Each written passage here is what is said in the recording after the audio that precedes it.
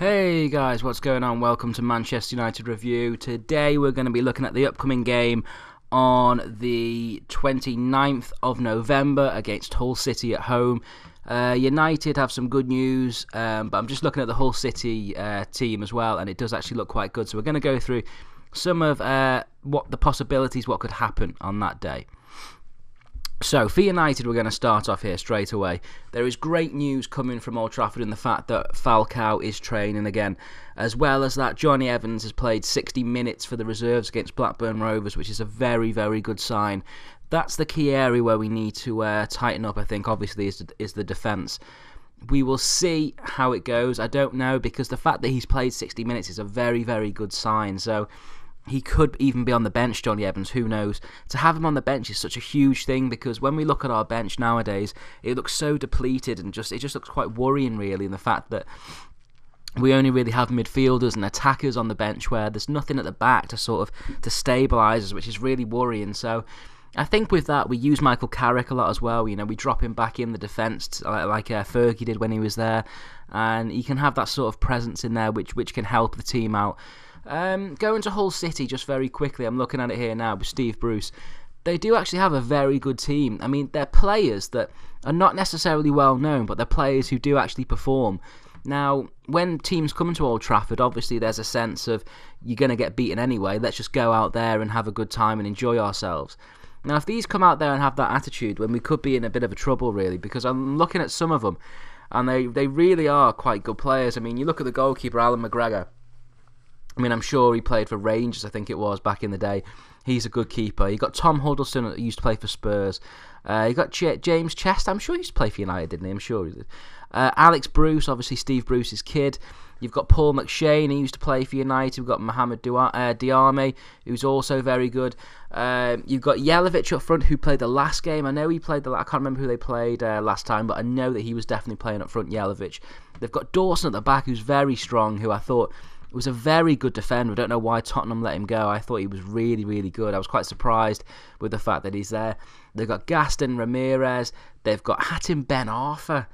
That, to me, was possibly one of the best loan signings of the window. Now, what surprised me more than anything is the fact that he's hardly actually starting.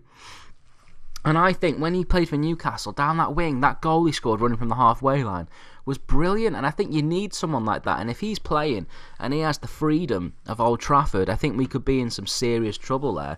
So I think they do have quality within this team to actually damage us. And I think it would be interesting to see how they set out, whether they set out in, kind of defensively, or whether they set out in just a normal style, ready just to attack us. You know, you attack us, then we attack, you attack, we attack, and so on.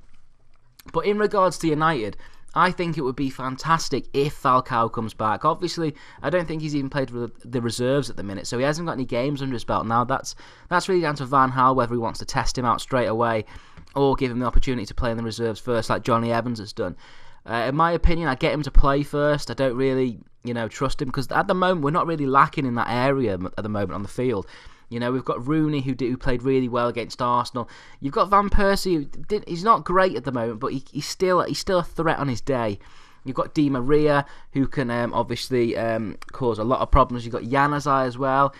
So there's a lot of options there for United to go forward, and I think Juan Mata as well, before I forget him, because he's always on the bench now for some reason. Don't know why we're playing Fellaini. Although, to be fair, Fellaini didn't actually have a bad game against Arsenal, which I was quite surprised about. I think if he does his job, I mean, Moyes brought Fellaini in for the sake of breaking play up. But in this case, he needs to start doing it, because he didn't do it for Moyes last season. Now, Moyes stuck with him through thick and thin, because they came from Everton together. But with Van Gaal, I think he's actually trying to train him up to be exactly how he wants him to be. Now, whether he's going to be here at the end of January or at the end of next season, I don't know. In my opinion, I get rid of him and get someone else completely. And I don't know in January whether we will get anybody. I'm sure Ed Woodward said that he wasn't actually going to get anybody in January. I'm sure that's the rumours that are going round. He's going to save it till the summer, because once again, we do have money to spend.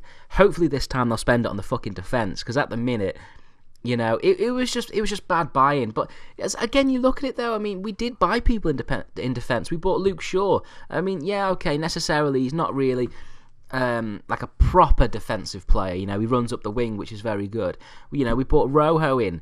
You know, so that's 2 defenders right there who we've brought in. We've brought in Blind, who could actually play at the back, and in certain cases he might actually have to, because you know he's the player for me since he's come in to United who has changed it. I mean, obviously Di Maria has with his play and his running up the wing, but for me, that was what we missed with Blind, that defensive midfielder who breaks the play up. Now, obviously he's out injured. We don't know when he's back. Hopefully he might be back for this game. Who knows? Nobody even knows how long he's out for, so we'll see about that. But anyway, guys, that's my review of the United Hull game. Obviously, I'll be going there on Saturday. Like I say, I'm a season ticket holder and I'm always there at United. I try my best to go. Obviously, I hope you guys will be there as well if you're United fans, if you're watching it. These are the games, really, that we need United fans to go to. We need to fill it. I mean, that's not to say we don't fill it, because we do. We get 75,000 every single game in the Premier League. You know, it's not necessarily a worry for us. But there always seems to be the odd empty seat now and again when you don't play the good teams, and that's what I've noticed, which I don't really like. I think we need to step up. I mean, we're never going to be on the level of City, where we don't feel it against fucking Bayern Munich. Do you know what I mean? That's a worry, that is, when you can't feel it against Bayern Munich. But you know, I'm just saying, if you do support United, get yourself down to Old Trafford and watch them on Saturday. Cheer the Reds on. We're in 4th place now, which is a wonderful place to be at the moment. We are in transition. We need to stay there. These next 2 games are vital in the fact that we've got Hull and Stoke City at home. I know they're only in a couple of days. We'll see how we get on with that, and hopefully, we get 6 points from these next 2 games. Alright then, guys, please leave a comment, and I shall see you guys later. Thanks for watching.